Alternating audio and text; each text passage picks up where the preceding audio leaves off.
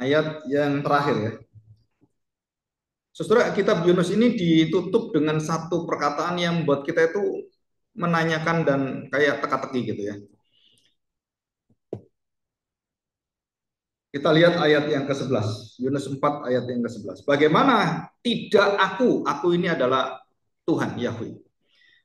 Aku tidak akan sayang kepada Niniwe, kota yang besar itu, yang berpenduduk lebih dari 120.000 orang, yang semuanya tidak tahu membedakan tangan kanan dan tangan kiri dengan ternaknya yang sangat banyak itu. Nah, setelah kita lihat tentang kemarahan Yunus ayat 8 ya. Segera sesudah matahari terbit, maka atas penentuan Allah bertiuplah angin timur yang panas terik, sehingga sinar matahari menyakiti kepala Yunus, dan diperkirakan Yunus itu botak, jadi nggak ada rambutnya gitu, jadi panas langsung. Lalu rebalah ia, jadi kepanasan ya, rebalah ia lesu dan berharap supaya mati, katanya. Lebih baiklah aku mati daripada aku hidup. Jadi ini perkataan orang-orang yang sudah mengalami satu kementokan. Mentok itu artinya buntu kehidupan, sehingga dia tidak mengharapkan lagi hidup yang normal. Buat apa aku hidup seperti ini? Jadi apa yang disesalkan oleh Yunus itu sebenarnya adalah apa yang ditinggikan dan diangkat oleh Tuhan. Jadi Yunus itu layak mati. Niniwe juga layak mati karena dosanya. Yunus itu layak dihukum, Niniwe juga layak dihukum.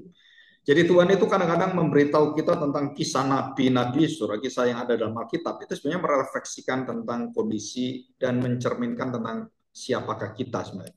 Dari segala sudut kehidupan, dari segala sudut pandang, dari segala posisi yang ada, peristiwa. Dan surah kita diajar supaya kita betul-betul tahu bahwa Allah itu adalah Allah yang menentukan dan Allah yang setia.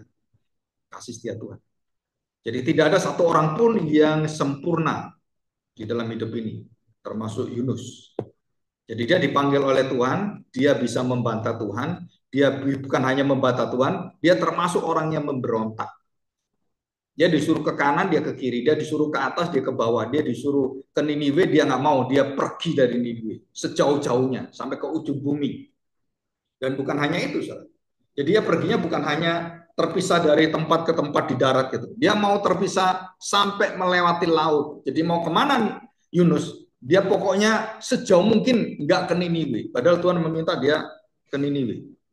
Nah Yunus itu sebenarnya artinya adalah, kalau kita perhatikan baik itu berkaitan dengan arti merpati, yang tulus, yang tidak neko-neko, yang tidak berbelok-belok. Tapi Yunus jadi burung gagak, hatinya penuh dengan kecurigaan. Jadi kalau Tuhan berbuat baik kepada orang jahat, Yunus bertanya-tanya, kenapa orang yang baik, yang umatmu tidak engkau baiki, kenapa orang jahat kok kamu beri kesempatan terus? Mazmur Daud juga sama menyatakan ini. Nah, saudara, apa alasan Tuhan? Alasan Tuhan ditutup dengan ayat 11, tapi saya bacakan ayat yang ke-9 dulu. Tetapi berfirman Allah kepada Yunus, layakkah engkau marah kepada pohon jara itu? Jawabnya, iya, selayaknya lah aku marah sampai mati. Sudah marah sampai mati itu kan artinya muaranya tuh luar biasa. Jadi dia tidak memarahi Tuhan, dia memarahi pohon jara itu. Dia mencaci pohon jara dalam hatinya, ini pohon ini kurang ajar gitu kan. Dan memang pohon bisa dimarahi gitu. Sudah pernah marahi pohon? Pernah keki nggak dengan pohon? Pernah jengkel nggak dengan pohon? Kalau kita berjalan gitu kan, kemudian kita ketabrak pohon, brok gitu. Yang salah kita berjalan atau pohon yang berjalan? Coba saya tanya. Gah, kurang ajar ini pohon. Coba kamu nggak di sini kan saya nggak nabrak. Saya tanya, pohon itu sudah ada sebelum atau enggak? Lah kan sudah ada lama. Mungkin sudah berhari-hari bertahun-tahun ditanam oleh pohon-pohon gede kan berpuluh-puluh tahun di sana. Terus kita nabrak. Yang nabrak itu siapa yang salah? Kita katakan, kalau nggak ada pohon ini, kita kan nggak kecelakaan anak saya.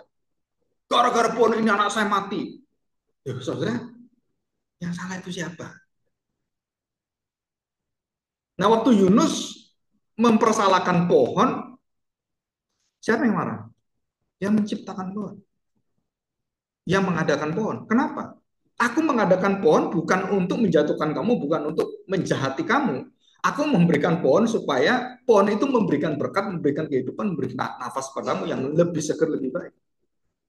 Tapi karena kamu salah jalan, anakmu salah jalan, nabrak pohon, ya kamu nggak boleh nyalain pohon. Kamu harus mengelola dosamu. Nah ini hari Sabtu kemarin kan saya bicara ini. Kerohanian yang luar biasa itu adalah mengeluh tentang dosamu sendiri, bukan dosanya orang lain, bukan situasi orang lain, tapi kelemahanmu sendirilah, mengoreksi dirilah, menguji dirilah di hadapan Tuhan. Nah, baru Tuhan bukakan semuanya tentang kebenaran-kebenaran dan keajaiban-keajaiban tuntunan Tuhan itu apa. Nah, Yunus gak melihat itu. Dia terus mempersalahkan Tuhan. Ulat marah dia, angin dia marah, pohon dia marah, semua aja dimarahi oleh dia. Dan termasuk siapa? Ya Tuhan sendiri. Dikatakan selayaknya lah aku marah sampai mati. Artinya taruhan nyawa. Ini sudah keubun-ubun. Orang kalau sudah marah, itu biasanya nggak bisa dikontrol. Emosi itu kalau sudah menguasai manusia, nggak bisa dikontrol. Saudara percaya atau tidak, kita dengan iblis lebih menguasai iblis daripada kita kalau marah.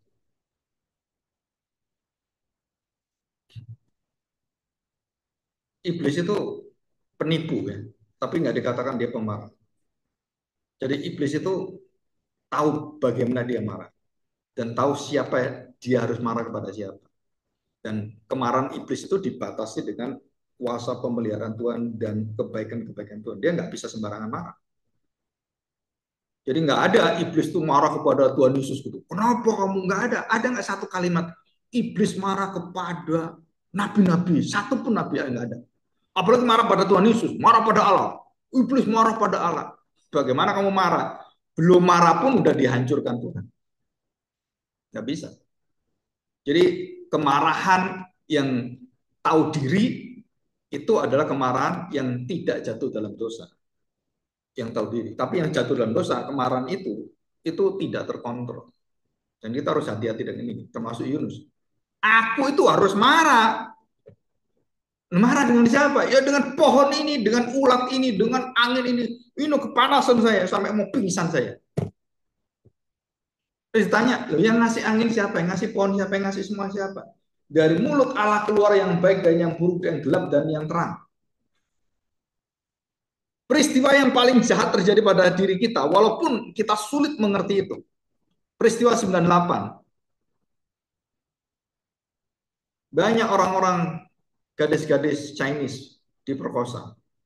Dan itu tercatat dalam sejarah dan tidak pernah diapa-apakan.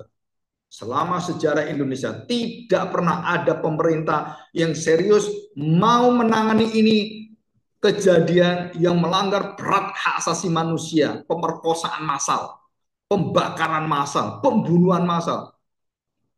Dan malah-malah sekarang bisa jadi pemimpin. Sebenarnya itu nggak masuk akal. Sebenarnya kita punya satu bangsa, satu negara yang sudah etikanya bobrok itu, saudara itu akibatnya ke depan itu berat sekali. Orang tidak melihat, tapi Tuhan tahu kemana bangsa ini. Dan sebelum Tuhan menghancurkan Niniwe itu, sebelum Tuhan menghabisi Niniwe, sebelum menghabisi Amalek. Nah, saudara kita belajar itu, termasuk juga menghabisi bangsa Israel. Kalau kamu tidak mau berbalik dan diberi kesempatan oleh Tuhan, dan sebelum Tuhan memperingatkan bertobat dan Yunus diminta untuk memperingatkan, maka Yunus itu iri hati. Kenapa bangsa yang bejat seperti ini, biadab seperti ini, kamu kok kasih ini loh. Umatmu pilihan jatuh dalam dosa sudah bobrok loh, kok kamu biarin.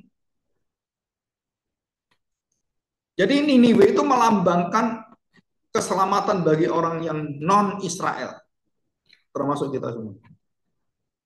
Melambangkan tentang kasih Allah yang meliputi dan melampaui beyond our nations, lebih daripada kebangsaan Israel. melampaui itu semuanya, dan dia menjangkau seluruh dunia. Itulah tujuan Tuhan menyelamatkan bangsa Israel untuk sebagai terang juru selamat bagi bangsa-bangsa lain. Dan lahirlah juru selamat dari bangsa Israel. Untuk apa? Menyelamatkan bangsa-bangsa lain. Itu tujuan utamanya. Bukan hanya diri kamu yang saya selamatkan, tapi kamu saya pakai untuk menyelamatkan bangsa-bangsa lain. Dan Israel nggak mau, termasuk Niniwe. Yunus tidak mau.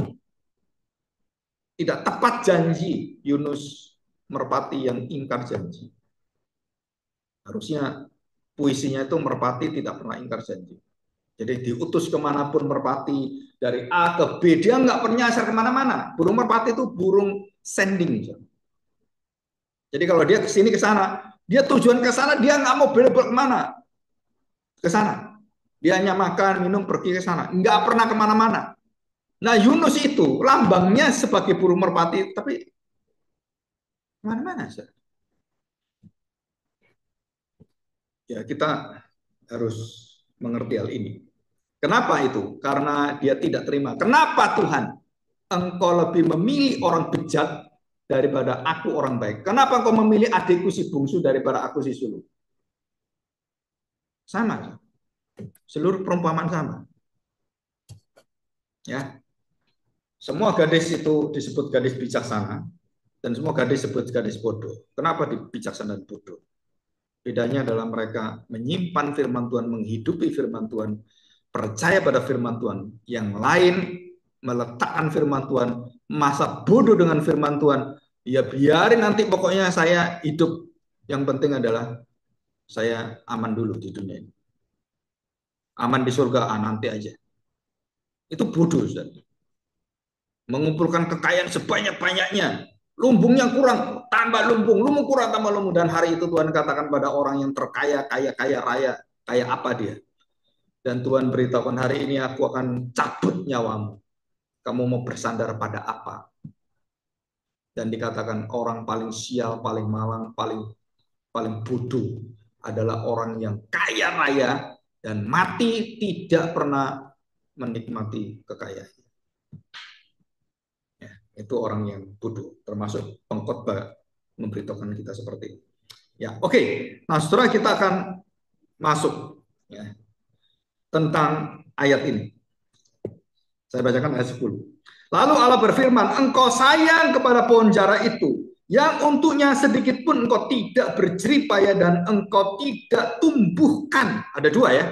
Berjerih payah itu pekerjaan kita mengusahakan dengan tenaga kita, dengan segala usaha kita, dengan pokoknya semua yang berkaitan dengan tindakan-tindakan kita yang kelihatan. Dan kedua adalah engkau tidak menumbuhkan pohon itu yang tumbuh di dalam satu malam dan binasa dalam satu malam. Siapa yang menumbuhkan? Tuhan. Siapa yang menyiapkan semuanya, menggerakkan semuanya? Tuhan. Dan Tuhan dikatakan, engkau tidak menumbuhkan, engkau tidak berjerih payah apapun, Yunus. Kenapa engkau marah? Yang berjerih payah aku, yang menumbuhkan aku. Kenapa engkau marah pada pohon itu? Engkau pikir engkau sayang, aku lebih sayang. Dan seperti pohon itu, dan Tuhan berikan ilustrasi yang banyak ini saudara dalam kisah Yunus. Karena ini Yunus ini sebenarnya separuh lebih itu puisi. Saudara. Jadi pohon itu pun digunakan Tuhan untuk melambangkan bangsa Israel yang kemudian engkau diselamatkan, engkau tidak berjerih payah, engkau ditumbuhkan, engkau tidak pernah mempunyai kekuatan untuk bisa jiwamu bisa tumbuh, semua dari Tuhan, usaha semua itu dari Tuhan. Dan kemudian Tuhan itu ambil itu. Siapa yang marah? Orang yang dapatkan manfaat dari pohon itu. Karena pohon itu rindang gitu kan. Kemudian nutupi dia rimbun enak jadi nggak kepanasan gitu. Begitu diambil semuanya, marah dia saudara. Seperti bangsa Israel. Begitu nggak ada makan, nggak ada minum, kurang sedikit aja tidak cukup ini. Marah dia, marah pada orang tuanya, marah pada papanya, marah pada mamanya, marah pada keluarganya. Dia nuntut seperti itu. Itu anak-anak muda kan sekarang gitu. Nggak pernah bersyukur kepada Tuhan. Dan Tuhan katakan kepada Yunus, wakil daripada Israel yang tidak tahu terima kasih. Dan hari itu nabi yang tidak tahu terima kasih, yang bebal juga adalah Yunus. Saudara, ini mengerikan sekali, Yunus ini. Kenapa mengerikan? Jadi sikap dia itu secara nggak sadar, dia itu sedang menirukan sikap bangsa Israel yang dia marah-marahi, mentransfer dosanya Israel yang dia marahi, dia pun kena virusnya juga. Dia pun kena penyakitnya, dan dia kemudian membawa itu nggak sadar, dia melawan Tuhan seperti bangsa Israel melawan Tuhan. Dan Tuhan katakan, ini loh pohon ini seperti kamu, seperti bangsa Israel. Kalau tanpa aku lakukan, tanpa aku tindak lanjuti, tanpa aku pelihara, tanpa aku jagai, kamu layak aku buang dalam satu malam. Sebenarnya banyak kisah dalam Alkitab kalau kita pelajari, kita renungkan. Jadi kalau baca Alkitab jangan baca cuman baca, oh ya selesai baca. Dulu saya baca Alkitab puluhan kali bolak-balik sebelum mengenalkan Christ Center.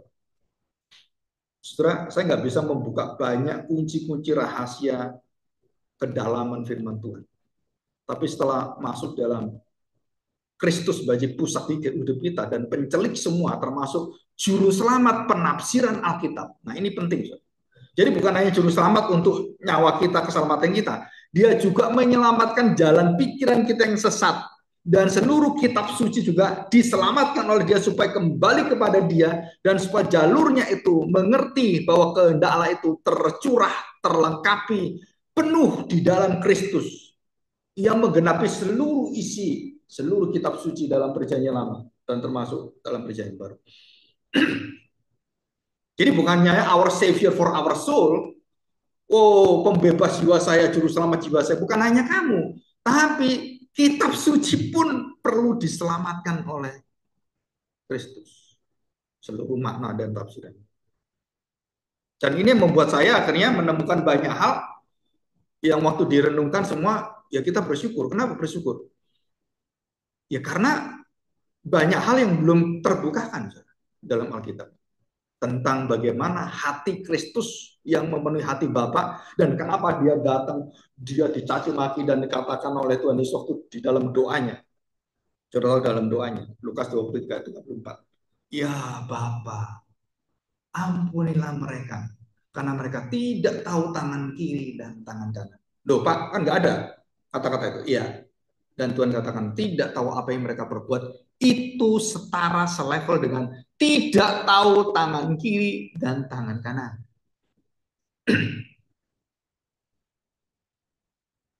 Dan juga di Mazmur, ya kita lihat Mazmur 108. Coba kita lihat. Jadi ada 3 ayat yang mengatakan hal ini ya, yang setara. Mazmur 108 ayat yang ke-8. Ya.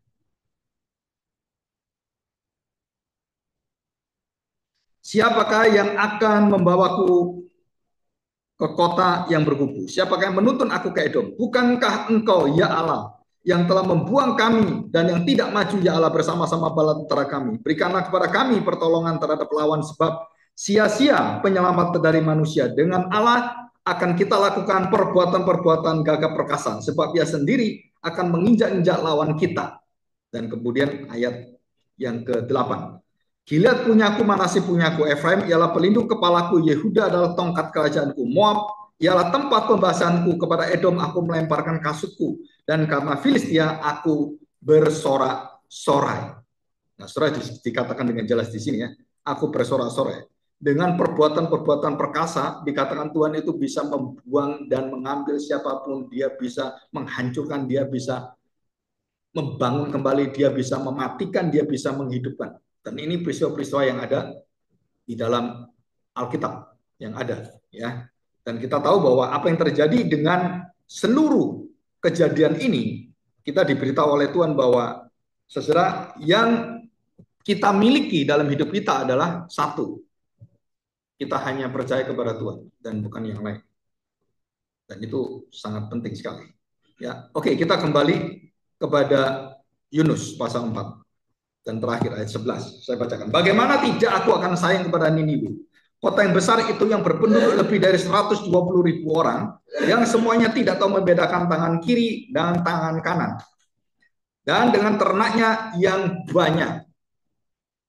Nah, saudara, kita akan belajar 2 hal. Yang pertama adalah tidak ada dosa yang tidak dipertanggungjawabkan. Yang kedua, Allah tidak membalas kejahatan berdasarkan Allah mendendam seperti kita.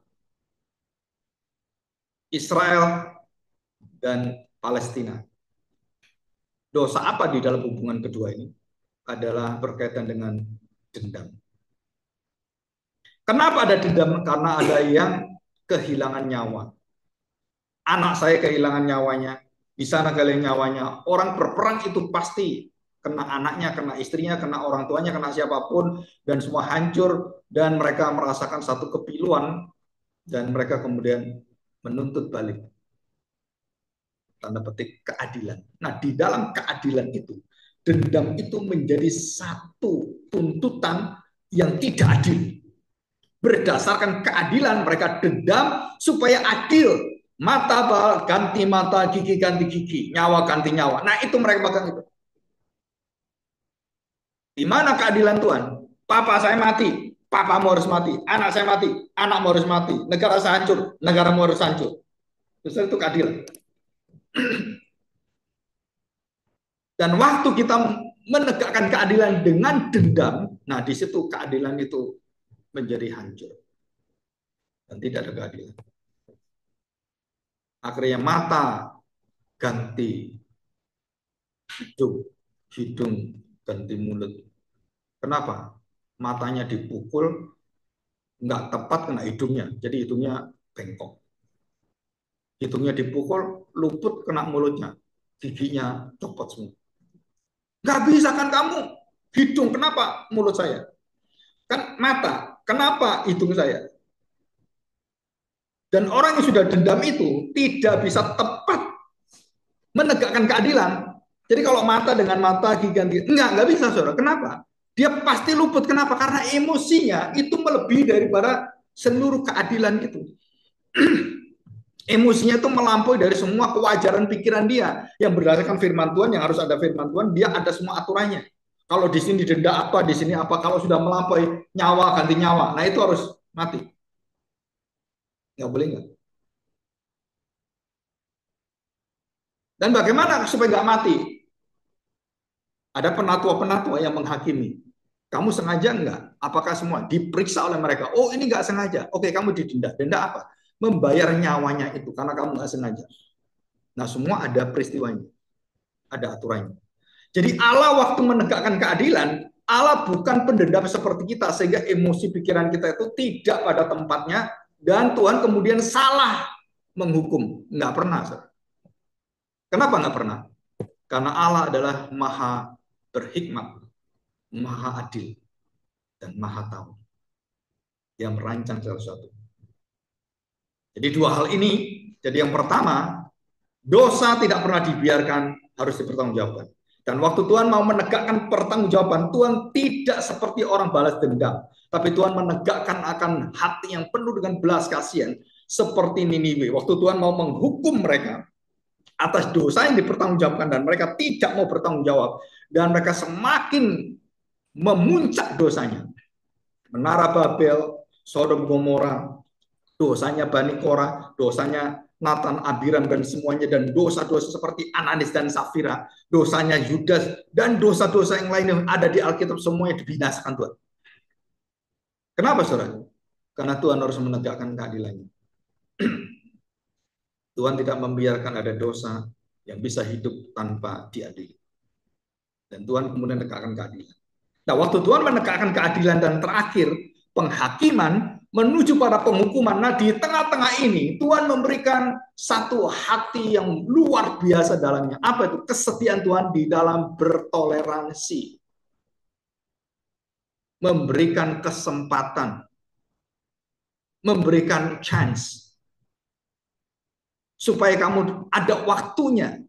Kamu bisa memikirkannya. Aku memperingatkannya. Dan berkali-kali Tuhan peringatkan, bertobatlah, bertobatlah. Ayo kembali. Nabi Nuh 100 sampai 100 tahun berkhotbah tentang ini. Orang itu terus sampai dia dicaci maki, diejek. Wah, semuanya tuh Nuh dianggap orang gila, saudara. Nah, nanti suatu waktu di akhir zaman dan semakin dekat akhir zaman, kita yang bicara kebenaran dianggap sebagai orang yang gila. orang yang nggak wajar, orang sinting. Kenapa? Ini udah nggak mau dengar saya. Kenapa? Dosamu, nggak ada dosa. Dan seluruh itu pengetahuan, mau dari sosiologi, psikologi, kedokteran, semua, saudara, itu membuang tentang kapasitas yang bernama dosa. Apalagi di dalam kamus kedokteran, nggak ada dosa. Kalau kita belajar ilmu kedokteran yang murni, dia membuang semua berkaitan dengan agama. Psikologi murni, itu membuang semua tentang agama. Ekonomi yang murni, sama, buang agama. Dan itu kekejaman yang luar biasa. Padahal semua ilmu ekonomi, ilmu itu dari siapa? Pohon itu dari siapa? Ilmu dari siapa? Sumber dari siapa? Semua dari Tuhan. Untuk apa? Untuk melawan Tuhan. Saya pinter, saya ngelawan Tuhan. Saya semakin mengerti tentang Tuhan, saya tahu bahwa Tuhan itu nggak ada. Orang-orang seperti Stephen Hawking dan orang-orang yang canggih-canggih, yang ateis semua itu, setelah itu tidak ada ampunnya. Itu orang-orang yang pasti masuk dalam neraka. Kenapa? Karena kepintaran dari Tuhan untuk dipakai melawan Tuhan. Kamu diberi berkat untuk melawan yang memberi berkat. Sama dengan seorang anak dipelihara orang tuanya besar-besar jadi maling kundang. Itu kan cerita ayah banyak. Di fabel-fabel kan banyak. Nah ini kenyataannya. Jadi ada dua hal. Dosa dipertanggungjawaban, Tuhan menghukum, tidak sembarangan, tidak asal-asalan. Karena hukuman dia berdasarkan pengadilan yang sempurna. Dan apa dosa yang dikatakan di sini? Dikatakan semuanya tidak tahu. Jadi ini adalah kolektif, bukan pribadi yang tidak tahu tangan kiri dan kanan. Ya Bapak, ampunilah mereka, bukan dia, bukan. Mereka. Ini kolektif, ini komunitas. Jadi komunitas itu sulit ditembus. Saudara, kalau saudara tahu, di daerah-daerah yang menolak iman Kristen, Injil semuanya, itu ada sistem yang dibuat oleh antikristus untuk sulit nembus itu. Saya kadang-kadang ingin nulis tentang hal ini. Mengapa daerah-daerah tertentu itu sulit ditembus oleh Injil? Karena mereka sudah diajar oleh antikristus, oleh setan, yaitu bagaimana menolak Injil. Begitu mendengar Kristus saja, mereka langsung, kamu mau mengkristenkan saya? Begitu rumah itu ada nyanyian, langsung datang orang. Kenapa ada nyanyian? Ada ibadah ya? Jadi mendeteksi dari awal kekristenan itu ada atau tidak, mereka sudah jago, saudara. Mereka sudah punya timnya di Indonesia ini. Minta izin, untuk apa izinnya? Untuk gedung ini. Ada ibadah nggak bisa? Langsung ditanya. Saudara. Ada mall besar mau dibangun itu, tanya ada ibadah nggak bisa? Oh ini bukan gereja, ini mall. Nanti kalau ada ibadah di gereja gimana? Kami usir loh. Oh nggak ada Pak, ini kan kami gedung. Akhirnya ada gereja diberi kesempatan untuk ke sana. Kan perjanjian nggak ada. Terus ibadah, mereka ada mata-mata yang datang. Dan mereka lihat, oh ini ibadah nyanyi itu orang kumpul semua mau langsung digebak. Tutup. Saya tanya, salah siapa? Secara hukum mereka berhak. Karena gedung didirikan bukan untuk gereja. Nah, saudara, dari mana ini sistem ini? Itu dari antikristus. Jadi dia menyusup dalam peraturan-peraturan negara, peraturan-peraturan yang ada, baik presiden, peraturan menteri semua. Sudah itu SKP 3 menteri, itu semua adalah antikristus. Dan kita dibatasi tembok-tembok seperti ini. Nah, saya katakan tadi, jadi waktu kita mau memberitakan betapa besar kasih Tuhan, pertobatan semuanya, mereka dari awal saja sudah membatasi kita. Oh, kamu orang Kristen. Saya punya tetangga sama. Depan tetangga saya. Dulu ada yang sebelah kiri kanan juga gitu. Begitu orang Kristen, mereka udah nggak mau lihat saya. Deketin aja nggak mau. Ngobrol itu kalau nggak ada pentingnya nggak akan mau.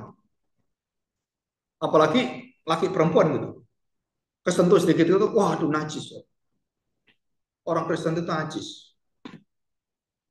Dan mereka percaya bahwa darahnya orang Kristen itu halal untuk dibunuh. Karena mereka menuhankan manusia. Menuhankan Yesus. Jadi kalau mereka dibakar ini, pikiran yang antikristus dibakar, saudara. Udah kita dipenggali satu-satu. Dan itu terjadi di negara-negara dunia Arab yang sekarang ini mereka dibalik oleh Tuhan. Saya baru kaget di Irak dan di Iran, kekristenan itu sudah mendekati lebih dari 10 juta. Padahal dulu di tempat itu banyak orang Kristen dipenggali kepalanya.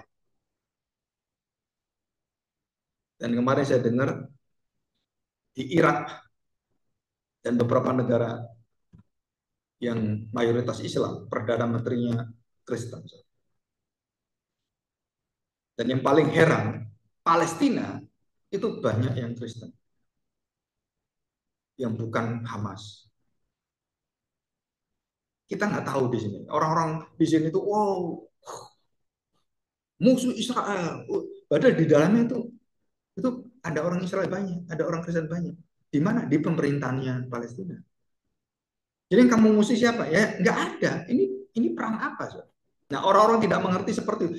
Jadi waktu Yunus memberi hidupnya kepada Tuhan dan dia tahu bagaimana orang-orang itu yang harusnya dibinasakan kemudian diberi belas kasihan oleh Tuhan, Yunus tidak terima. Saudara. Kenapa tidak terima? Karena dia lebih mengasihi bangsanya.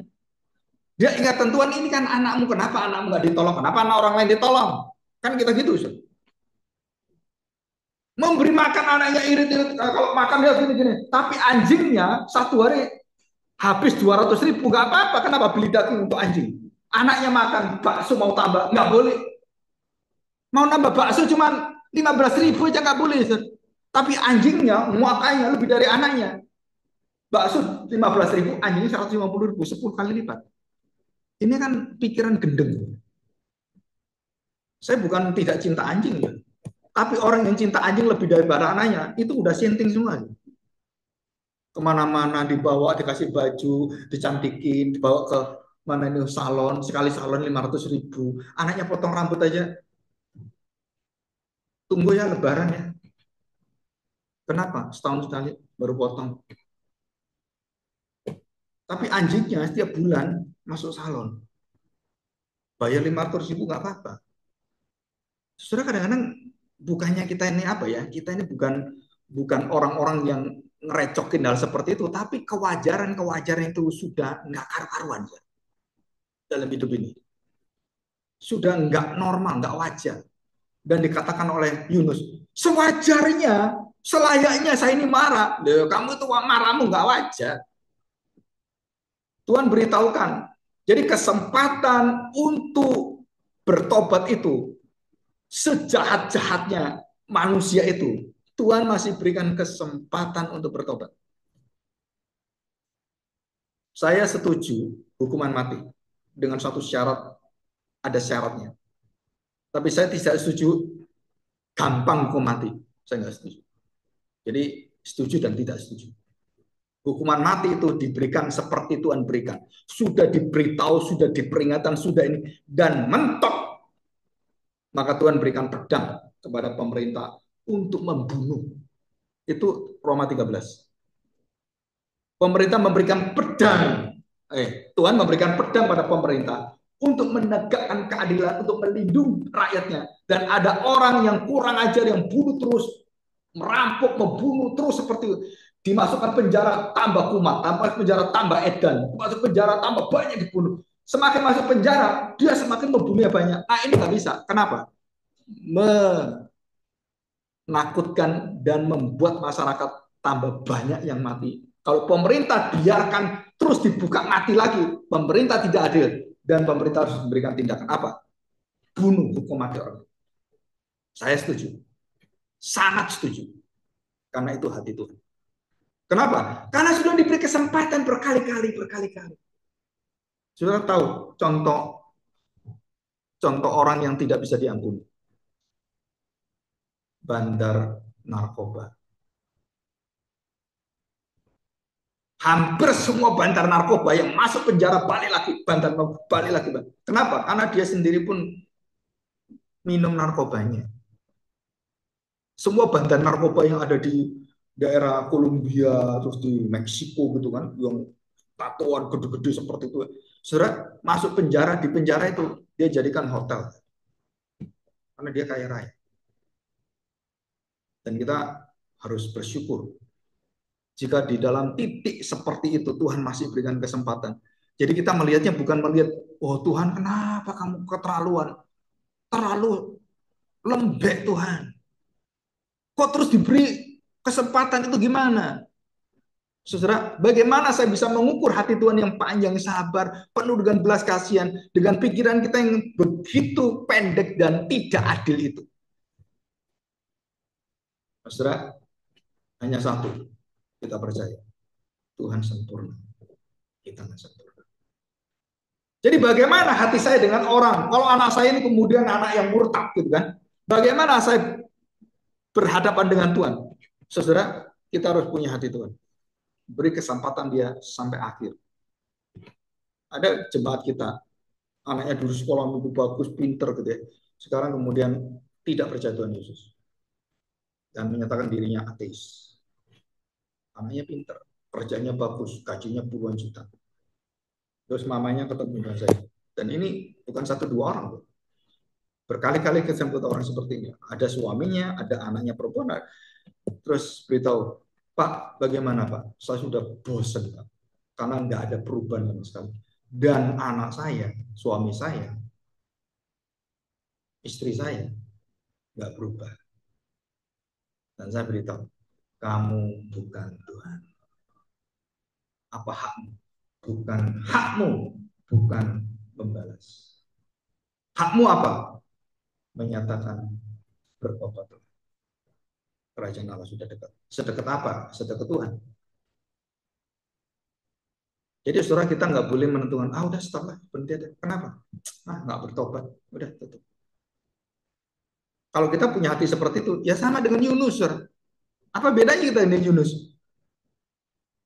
Tuhan katakan selama dia belum tahu tangan kiri dan tangan kanan, dan mereka belum mengerti, dan tidak terus melawan Tuhan seperti bangsa Israel. Saudara, Tuhan berikan kesempatan. Sampai kapan? Sampai akhir zaman. Sampai kapan? Sampai akhir hidupnya dia. Dan saya pernah 2 kali melihat orang yang bertobat di ujung hidup akhirnya.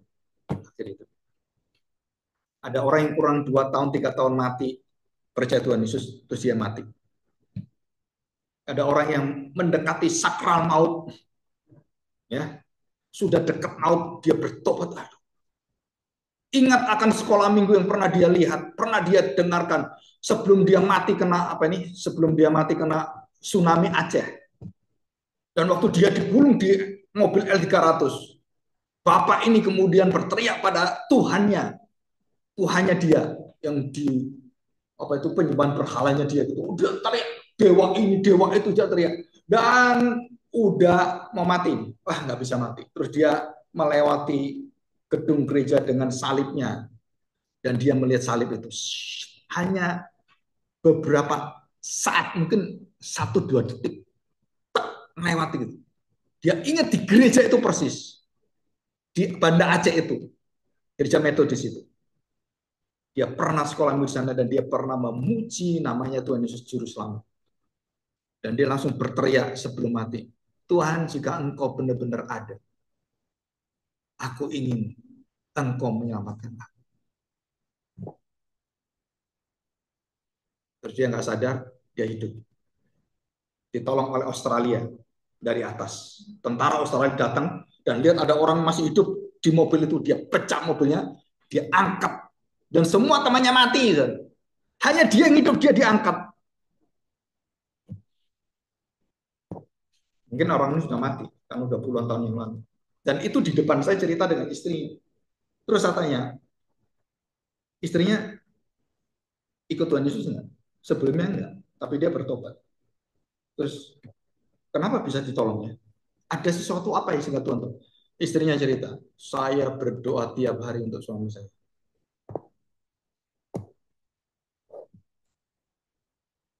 Dan pada waktu nyawa suami saya itu hilang, saya percaya disitulah Tuhan kembalikan. Dan saya bukan hanya melihat suami saya selamat secara fisik, secara hidupnya dia, tapi saya jauh lebih bersuka cita karena nyawa suami saya diselamatkan oleh Tuhan. Jadi dia mendapatkan double berkat. Suaminya nggak mati, tidak mati rohani juga, tidak masuk ke neraka. Wah, dia senangnya luar biasa.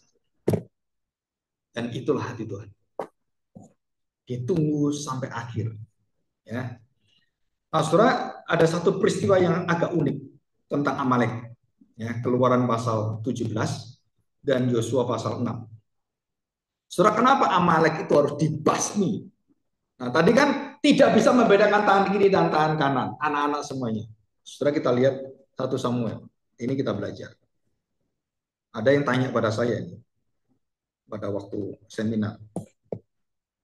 Ayat 1 sampai ayat 3. Saul ditolak sebagai raja. Berkatalah Samuel kepada Saul, aku telah diutus oleh Tuhan untuk mengurapi engkau menjadi raja atas Israel umatnya. Oleh sebab itu dengarkanlah bunyi firman Tuhan. Beginilah firman Tuhan semesta alam. Aku akan membalas apa yang dilakukan orang Amalek kepada Israel karena orang Amalek menghalang-halangi mereka, merampok mereka, dan merampas semua dengan kekejaman yang luar biasa. Mereka tidak punya apa-apa. Orang Amalek penuh dengan kekuatan militer. Mereka menjarah kaum yang sedang jadi musafir ini, yang tidak punya apa-apa, yang di tengah-tengah belantara padang gurun itu.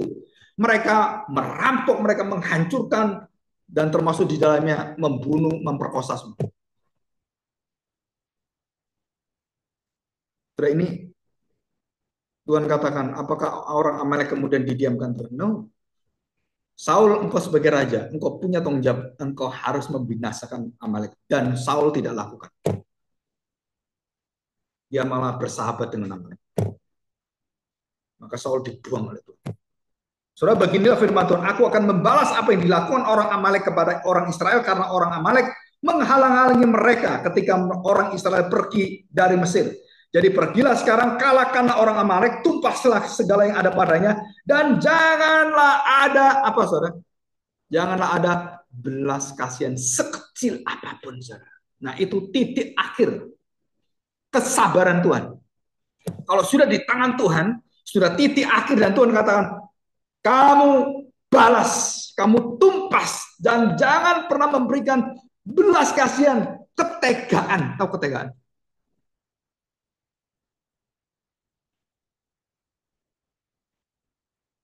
Kamu betul-betul tumpas. Siapa yang ditumpas dikatakan di sini, saudara? Tumpaslah segala yang ada padanya, jangan ada belas kasihan kepadanya, bunuhlah semuanya, laki-laki ataupun perempuan, kanak-kanak ataupun anak-anak, menyusu bayi-bayi, lembu maupun domba, unta maupun keledai. Aku ingin basmi semua orang Amalek dan termasuk orang Kanaan, seluruh bangsa Kanaan. Tadi kan beda kan? Tidak tahu tangan kiri. Loh, kenapa ayat ini kok bisa berlawanan, Pak? Bukan berlawanan. Itulah titik akhir pengampunan Tuhan, kesabaran Tuhan, toleransi Tuhan. Dan titik akhir bertoleransi adalah tidak ada toleransi. Titik akhir daripada belas kasihan adalah tidak boleh ada belas kasihan. Setetes pun tidak boleh ada. Dan ini saya ingin kita waspada benar. Apa? Jika dosa itu sudah matang dan Tuhan katakan, aku tidak akan berbelas kasihan. Lo ami, lo ruhama, dari Hisriel dikatakan, aku tidak akan berbelas kasihan kepadamu. Lo ami, aku bukan milikmu lagi. Aku bukan Allahmu lagi. Aku tidak akan memberikan belas kasihan kepadamu. Lo ruhama. Dan anak dari Yosea dengan pelacur itu, pesundal itu, 3 nama anaknya menyatakan hati Tuhan yang begitu dalam, paradoks antara yang atas dan yang bawah.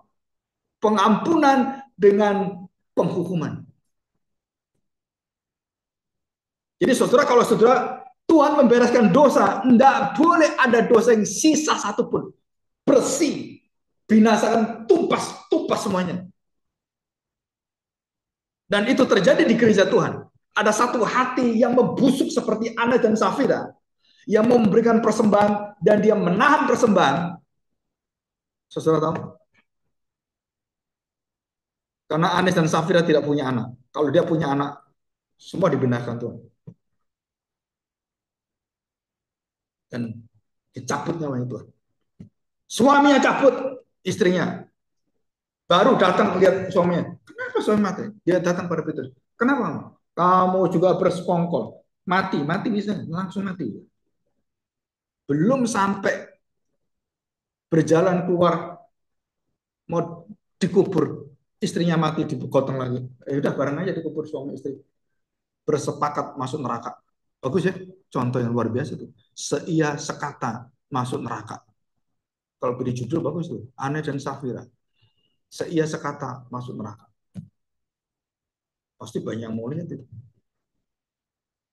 Jadi saudara bukan hanya berdamai bersepakat di dalam kebaikan. Saudara, kekristenan itu sehati sepikir itu sulitnya luar biasa. Tapi kalau bajingan, kejahatan sehati sepikir, itu gampang, saudara. Kalau nggak percaya itu bajingan-bajingan yang begundal-begundal, begal-begal itu kan persekongkolannya kuat sekali. Betul kan? Tapi kalau orang Kristen melayani, iri hati, melihat ini sana sini, oh kenapa dia? Kita malu dengan para perampok itu, para penjahat itu. Harusnya gereja Tuhan, pelayanan itu sehati sepikir satu sama lain. Ya Tuhan berkati kita. Oke, yang terakhir sekarang. Perhatikan, saudara. Nah, saudara, kalau alasan ketiga, kenapa Tuhan itu membinasakan orang-orang semua? Karena saudara tahu, Israel dijaga kemurnian imannya dari seluruh penyembahan berhala, tingkah laku hidup, etika, moral yang busuk itu semua itu dibersihkan oleh Tuhan. Dengan apa? Dengan membinasakan yang menyebabkan mereka tercampur, terkamiri, teracuni. Kenapa harus dibilang sampai anak-anaknya? Kalau kamu pelihara anak yang menyusu itu, dan anaknya dengar, oh papa saya kamu bunuh, nenek saya kamu bunuh, bangsa kami kamu hapus dari muka bumi. Anaknya di dalam kesadaran iblis itu, dia balas dendam. Dan itu film-film banyak seperti itu. Semua film Spider-Man, semua film Marvel, itu isinya balas dendam. Maka dikatakan Avenger, membalas dengan baik itu Avenger. Revenge itu balas dendam, jahat. Tapi Avenger itu yang baik. Maka film Marvel itu laku. Kenapa? Sebenarnya kan keadilan Tuhan ditegakkan. Tetapi kalau kita lihat, yang iblis itu selalu menang dan yang memusuh itu orang banyak. Yang baik orang banyak, iblisnya cuma satu. Dan iblisnya lebih kuat dari semua orang itu. Wah ini 30 tokoh Marvel melawan Thanos, nggak ada yang menang. Dengan iblis, kenapa ya? Karena memang itu kondisinya. Tidak ada orang yang bisa menang dengan iblis, kecuali siapa? Nah itu Marvel itu selalu mengklik satu itu. Ada penolongnya, ada kekuatannya. Dan disitulah kita tahu adalah Tuhan sendiri. Ya, jadi kita tahu bahwa kemurnian iman kita dijaga oleh Tuhan jauh sebelumnya kita dibersihkan lingkungan kita dari semua yang menyebabkan kita jatuh dalam dosa. Bersihkan, antisipasi, jaga-jaga. Sebelum kamu kena sakit, kamu harus bisa mengantisipasi. Kenapa kamu kena osteoporosis waktu tua? Karena waktu kecil kamu tidak mendapatkan vitamin D. Nah, waktu saya punya anak, saya harus menjaga anak saya. Sebelum dia kena polio, saya harus kasih vitamin D yang cukup dia nggak kena polio. Itu artinya menjaga dari awal. Saudara tahu, semua negara Kristen yang maju Kristen, itu mendidik semuanya dalam kesehatan, dalam semua apapun yang masuk terhadap kesehatan apapun, ekonomi, kesehatan organisasi, kesehatan keuangan, saudara, itu semua berasal dari etos Protestan, berasal dari bangsa Israel. Dan mereka sekarang pegang keuangan seluruh muka bumi itu orang Israel. The Fed mengatakan tambah suku bunga, dampaknya semua ke dunia, bulan semuanya. Naik suku bunga, dampaknya kemana-mana. Lo kok bisa tentukan dia, Pak? Ya karena dia yang menguasai dunia. Nilai-nilai seluruh kehidupan dikuasai oleh mereka. Jadi saudara, Tuhan menjaga. Bagaimana saya bisa mengantisipasi? Saudara, semakin pengetahuan kita tentang kebaikan Tuhan semakin jauh, kita semakin bisa menghadapi dan memagari hal-hal yang tidak merusak kita. Begitu, saudara. Jadi Tuhan menjaga bangsa dengan apa? Membasmi semua yang menyebabkan kehancuran bangsa Israel. Berhala-berhala, moral, etika, dia basmi semuanya. Semua kegagalan bangsa Israel, mulai dari Musa, mulai dari Yosua, mulai dari Daud sampai kepada Salomo, apa kegagalannya? Membuka pintu bertoleransi, membuka pintu kompromasi. Salomo tidak meninggalkan dan tidak menghentikan istrinya menyembah berhala. Nah, itu jatuhnya. Itu jatuhnya. Tuhan katakan di dalam tanganmu Salomo, aku berharap kerajaan ini akan mempunyai kekuatan berjaya, tapi engkau membuka peluang, engkau tidak membuang berhala dan kau membiarkan istri-istrimu menyembah berhala, dan itu berada di depan halaman bait Allah. Dan Tuhan kemudian hancurkan Salomo, Tuhan hancurkan kerajaan Israel, Tuhan pecahkan bangsa Israel, dan Tuhan kemudian buang bangsa Israel. Terulang kembali dosa itu. Terulang kembali dosa itu. Seperti Yunus, demikian dosanya seperti Israel. Seperti Yunus, seperti Israel, demikianlah dosa-dosa kita sama. Berulang terus. Tapi kita bersyukur, kenapa? Karena ada pembela kita. Ada Roh Tuhan yang menyempurnakan kita. Kalau kita datang pada Tuhan, mengeluh dosa kita, mengeluh kelemahan kita, Tuhan tahu siapa kamu. Tuhan tahu bagaimana menguatkan kamu. Kita nggak bisa berdiri di atas kekuatan kita. Kita hanya bisa berdiri di atas kekuatan kita.